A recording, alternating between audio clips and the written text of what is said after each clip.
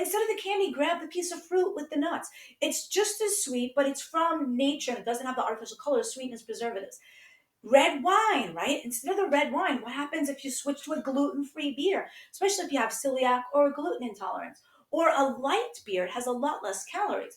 Or what if that soda or that coffee that has a lot of artificial colors, sweeteners, preservatives, the coffee has a lot of molds, fungus, and pure acid. Switch to a healthy like I do.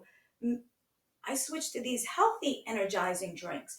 It's distilled or filtered water with the methylated B vitamins. It gives me great energy without highs, lows, crashes, no artificial colors, sweeteners, preservatives, and it gives me all of my methylated Bs that I need to for my nervous system to keep anemia away. And it has healthy adaptogens that help me focus and concentrate all day long. Here's an example. If you could eat, say, 3 or 4 gummy bears, a little handful of M&Ms or chuckles, or a little piece of chocolate, or have that huge bowl of all of those beautiful colors of the rainbow for about the same amount of calories and less fat. So please choose and choose wisely. We all have a choice. I'm not about a diet.